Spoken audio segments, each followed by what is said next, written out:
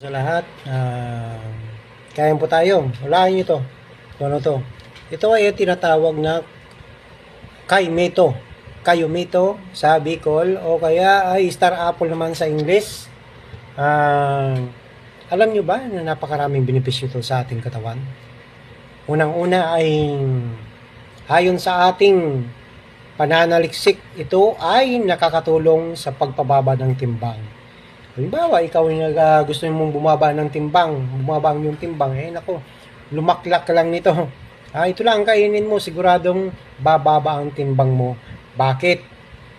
Kasi nga ay rich and fiber ang ating kayumito. Kumbaga ay, yun nga, nakakapagbaba ng timbang. Huwag na nating elaborate kung ano pa yon. Ano pa? Nakakapagpabuti ng ating kalusugan.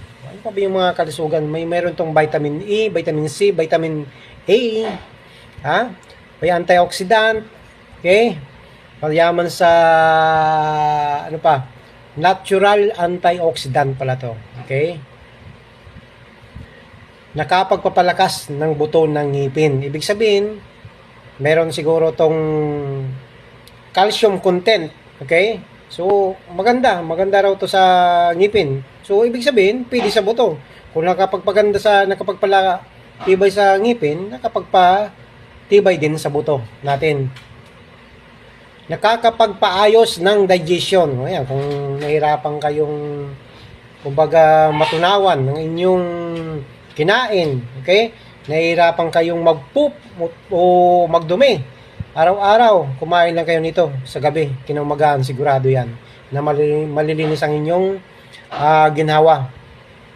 Nakakapag-boost ng immune system. Hindi na natin kailangan elaborate pa kung ano yung naboboost o sinasabi na kapag-boost ng immune system. Okay? Number 7, nakakapagbawas ng inflammation. Ang star apple ay may anti-inflammatory properties, okay? Na sinasabi dahil sa mga alkaloids, flavonoids at phenols na taglay nito. Ang mga sangkap nito ay nakakapagbawas ng pamabaga sa katawan at nakakapag-prevent ng mga chronic diseases tulad ng diabetes. Yan, sa mga diabetic, dyan, pwede ito. Cancer at yung mga hina-arthritis na. Maganda to. Ano pa? Nabubulol tayo. Nabubulol tayo sa Tagalog. Nakakapagpatay ng bakterya at fungi. Okay? Ayon sa mga laboratory, kumbaga pananaliksik dito sa star apple na to o sa pag-aaral, ang extract ng buto ng star apple ay may antimicrobial properties na nakakapagpatay ng ilang uri ng bakterya at fungi. Gayunpaman, kailangan pa ng mas maraming pag-aaral daw tungkol dito at kung ilan yung dosage na kailangan i-take ng isang tao. Okay? Nakakapagpakinis ng balat. Yun. Okay naman, makinis ng balat ko, di ko pa nga nakakain. So, tikman muna natin. Masarap. Ano pa? Nakakapagpakinis ng balat. Ang star apple ay mayaman sa vitamin A. Okay? Na isa sa mga vitamin ang kailangan para sa healthy na skin o balat ng tao.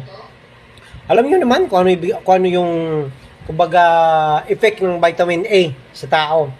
Nakakapagpabuti ng mood. Ngayon, nako, nung kinain ko to, kanina ang kumbaga masamang mood ko kasi nga ay hindi pa bumabayad sa akin yung nangutang sa akin. Ngayon, medyo parang na-revive yung aking mood Kumbaga, na-reverse.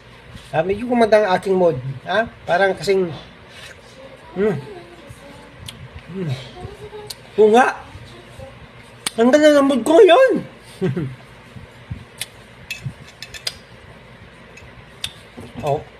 And nagpapabuti sa kalusugan ng ating puso. Yan. Bakit? Ang star apple ay mayaman sa pinagkukunan ng natural na antioxidant tulad ng flavonoids at vitamin E, C at A. Ito ay nag-iiwas sa oxidative damage ng cells at nagtataguyod ng kalusugan ng puso natin. Yan, ako, kung may problema ang yung puso, kumbaga gusto mong laging healthy ang yung puso, kumain lang kayo nito. Okay? Ano pa ba? Marami pa. Marami. May protina rin to. Marami pa. So, yun lang ang ilan sa mga benepisyo ng star apple. Okay? Ang star apple, kumbaga, seasonal din to. Lumalabas to. Okay, namumunga talaga siya during summertime. So, ngayon, Marso ngayon, talagang marami ngayon na star apple. Okay? So, masarap din itong gawin ng smoothie o na gawin yung juice. Nako, lagyan nyo ng gatas. Nako, sarap-sarap yan. Pero sigurado makakalimutan nyo ang inyong mga hinanakit sa buhay. Okay? Maraming salamat. Kaya kung gusto nyo ng marami pang kalaman tungkol sa mga bagay-bagay sa inyong paligid, at kung gusto nyo laging mapabuti ang inyong buhay, subscribe to my channel. Dahil pag marami kang kaalaman, marami kang power. Yun. God bless po.